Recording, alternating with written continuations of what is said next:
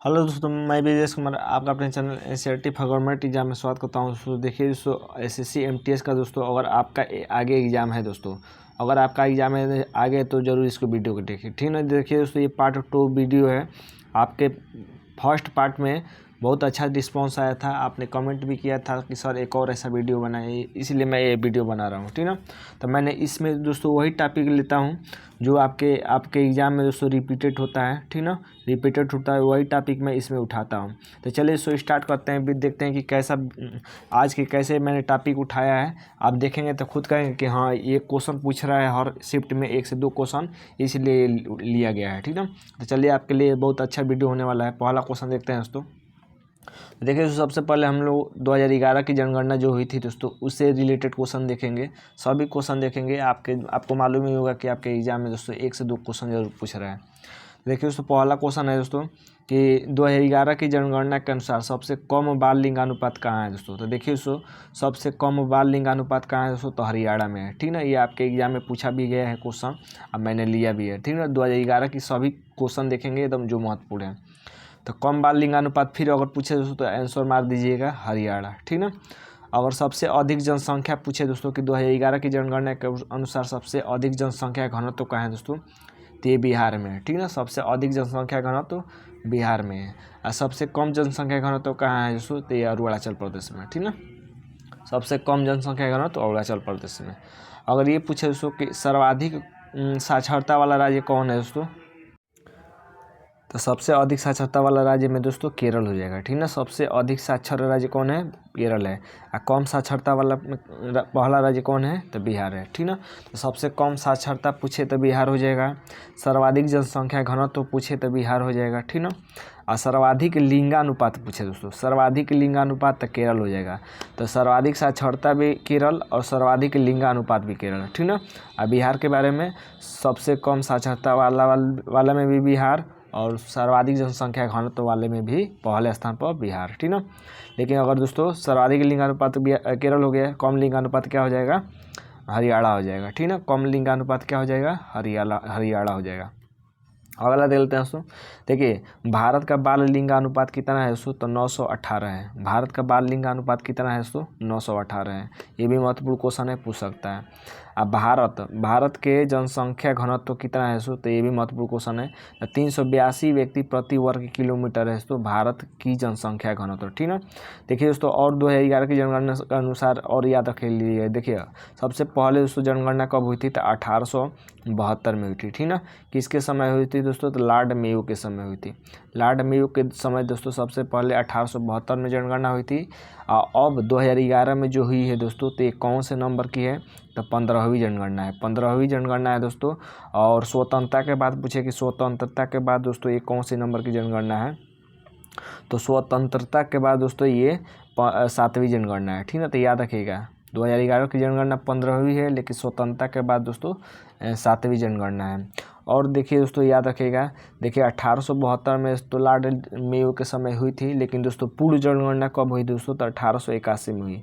पूर्ण जनगणना 1881 में हुई दोस्तों, लॉर्ड रिपन के समय, ठीक ना। तो लॉर्ड रिपन के समय हुई। तो ये भी दोस्तों सभी क्वेश्चन याद रखिएगा जितना मैंने यहाँ पर बताया है, ठीक ना। 2011 की जनगणना से, इससे मेरे अंदाज से इससे आगे नहीं पूछेगा, ठीक ना।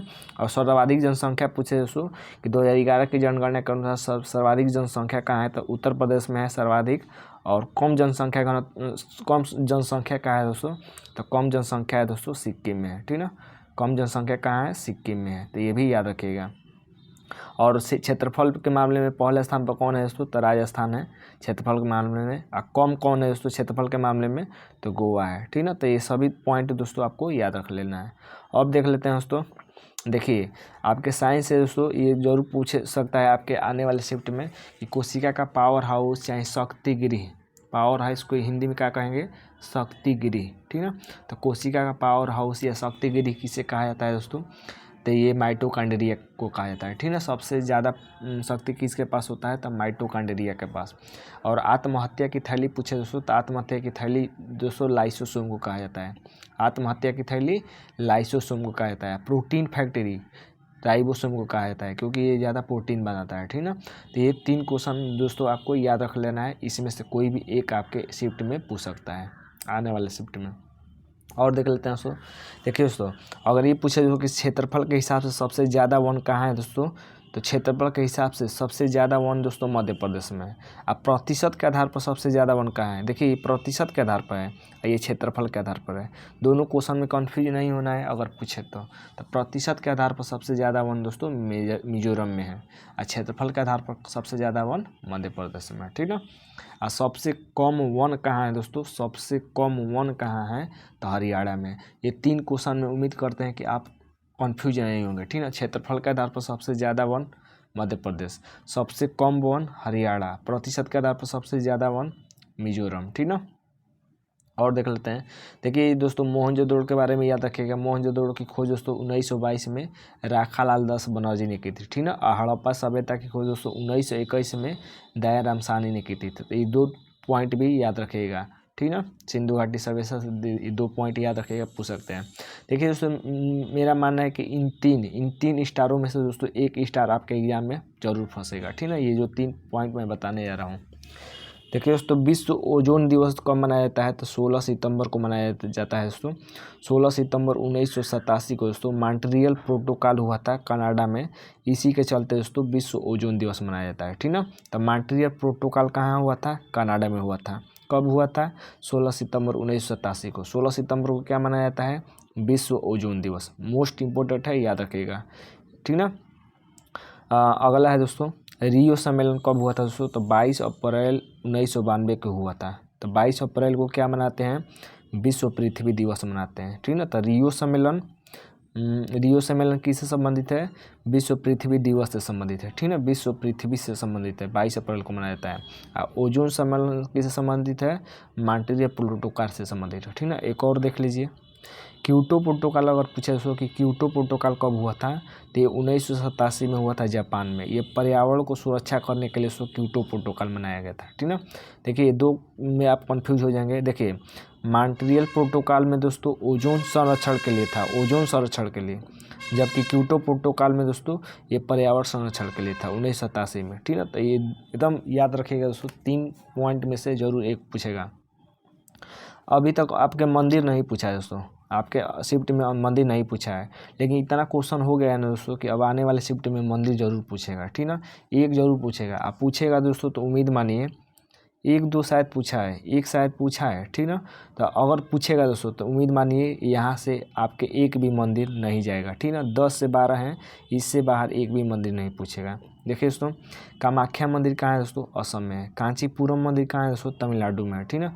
मीनाक्षी मंदिर दोस्तों तमिलनाडु में है, तमिलनाडु के मदुरई में।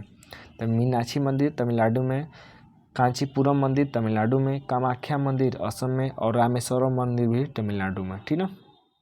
रामेश्वर मंदिर भी तमिलनाडु में, बृहदेश्वर मंदिर दोस्तों तमिलनाडु में, ठीक ना। तमिलनाडु में ज़्यादातर मंदिर है, तो देख लीजिए कि तमिलनाडु में कौन कौन मंदिर है। काशी विश्वनाथ मंदिर दोस्तों उत्तर प्रदेश में है, उत्तर प्रदेश के बनारस में है। केदारनाथ मंदिर दोस्तों उत्तराखंड में है, केदारनाथ मंदिर। खजुराहो मंदिर मोस्ट इंपोर्टेंट है, इसको याद रखिएगा। खजुराहो मंदिर दोस्तों मध्य प्रदेश में है। सांची स्तूप मंदिर दोस्तों मध्य प्रदेश में है, ठीक ना। कोणार्क मंदिर, ये भी महत्वपूर्ण है। कोणार्क मंदिर कहाँ है दोस्तों, उड़ीसा में है कोणार्क मंदिर। लिंगराज मंदिर उड़ीसा में है। सबरीमाला मंदिर दोस्तों केरल में है, ठीक ना। स्वर्ण मंदिर पंजाब में है। तो ये स्वर्ण मंदिर, कोणार्क मंदिर और ये वाला खजुराहो मंदिर, ये जरूर याद रखेगा, ठीक ना। यही ज़्यादातर क्वेश्चन पूछता है।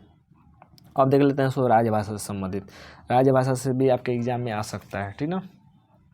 देखिए दोस्तों, राजभाषा की बात कर लेते हैं दोस्तों। तो राजभाषा का उल्लेख किस अनुसूची में किया गया है, तो अनुसूची 8वीं अनुसूची में दोस्तों राजभाषा का उल्लेख किया गया है। और भाग 17, भाग पूछे तो भाग 17 में किया गया है। कहाँ से कहाँ तक, अनुच्छेद 343 से 351 तक, ठीक ना। आर्टिकल 343 से 351 तक दोस्तों राजभाषा का उल्लेख किया गया है, ठीक ना। तो अनुसूची 8 भाग 17। आगे देख लेते हैं दोस्तों, हिंदी को राजभाषा बनाने का प्रस्ताव किसने रखा था, तो गोपाल स्वामी अयंगर ने रखा था दोस्तों। मोस्ट इंपोर्टेंट है, याद रखिएगा। हिंदी को राजभाषा बनाने का प्रस्ताव किसने रखा था, तो गोपाल स्वामी अयंगर ने रखा था, ठीक ना।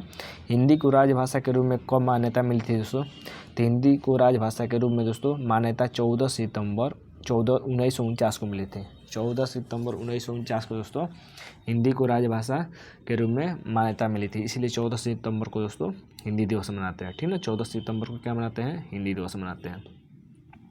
अगर ये पूछे दोस्तों कि प्रथम राजभाषा आयोग की स्थापना कब हुआ था, तो प्रथम राजभाषा आयोग की स्थापना दोस्तों 7 जून 1955 को हुआ था, 7 जून 1955 को। अब प्रथम राजभाषा आयोग के अध्यक्ष कौन थे, प्रथम अध्यक्ष तो बीजी खैर थे, बाल गंगाधर तिलक, ठीक ना। तो प्रथम राजभाषा आयोग के अध्यक्ष कौन थे, बीजी खैर यानी बाल गंगाधर खैर थे। अब देखिए दोस्तों, अब मूल संविधान में कितनी भाषाएं थी, मूल संविधान यानी जब संविधान बना था तो 14 भाषाएं थी मूल संविधान में। वर्तमान में कितनी भाषाएं हैं दोस्तों, तो वर्तमान में 22 भाषाएं हैं, ठीक ना। 22 भाषाएं कितनी बढ़ गई दोस्तों, तो 14 से 8 बढ़ गई तो 22 भाषाएं हो गई। तो ये 8 कौन कौन बढ़ी है इसको भी देख लीजिए। एक तो 21वां संविधान संशोधन 1967 के द्वारा सिंधी को जोड़ा गया है, ठीक ना। फिर 71वां संविधान संशोधन 1992 के द्वारा दोस्तों नमक को जोड़ा गया है, नमक को न से नेपाली, मणिपुरी, कोंकणी, ठीक ना। ट्रिक भी यहाँ पर लिखा गया है। फिर दोस्तों 92वां संविधान संशोधन द्वारा दोस्तों 2003 में हुआ था, इसमें बोर्ड मॉस को जोड़ा गया था। बोर्ड से बी से बोर्ड मॉस, बी से बोडो डोगरी मैथिली संथाली, ठीक ना। बोडो डोगरी मैथिली संथाली, ठीक ना। इसका ट्रिक है। अब भाषा के आधार पर मोस्ट इम्पोर्टेंट है, ये याद रखिएगा, पूछ सकता है कि भाषा के आधार पर गठित होने वाला पहला राज्य कौन था दोस्तों, तो ये आंध्र प्रदेश था। भाषा के आधार पर गठित होने वाला पहला राज्य। अब देख लेते हैं दोस्तों कुछ अध्ययन देख लेते हैं, आपके अध्ययन पूछ सकता है एग्जाम में। ओन्कोलॉजी कैंसर के अध्ययन को क्या कहते हैं दोस्तों, ओन्कोलॉजी कहते हैं कैंसर के अध्ययन को। अब मधुमक्खी पालन को दोस्तों एपीकल्चर कहते हैं, ठीक है, याद रखिएगा। और ये देखते हैं दोस्तों कीटों के अध्ययन को क्या कहते हैं, तो एंटोमोलॉजी कहते हैं कीटों के अध्ययन को। और पक्षियों के अध्ययन को क्या कहते हैं दोस्तों, ऑर्निथोलॉजी कहते हैं, ठीक है। देखिए दोस्तों दूध उत्पादन में प्रथम राज्य कौन है दोस्तों, तो उत्तर प्रदेश है, ये भी याद रखिएगा। और श्वेत क्रांति का जनक किसे कहा जाता है, तो डॉक्टर वर्गीज कुरियन को कहा जाता है। श्वेत मतलब दूध, तो श्वेत क्रांति किससे संबंधित है, ये भी याद रखिएगा, दूध उत्पादन से संबंधित है श्वेत क्रांति। और श्वेत क्रांति का जनक दोस्तों डॉक्टर वर्गीज कुरियन को कहा जाता है। तो ये थे दोस्तों क्वेश्चन, मैंने टॉपिक लिया था 3 से 4 टॉपिक लिया था। उम्मीद करते हैं कि इसमें से जरूर फंसेगा। ये पार्ट 2 है, पार्ट 1 भी देख सकते हैं आप, डिस्क्रिप्शन में लिंक दे दूँगा, ठीक ना। तो आज के लिए बस इतना है दोस्तों। उम्मीद करते हैं वीडियो अच्छा लगा होगा। चैनल को लाइक और सब्सक्राइब जरूर कर दीजिएगा। आज के लिए बस इतना ही, धन्यवाद दोस्तों।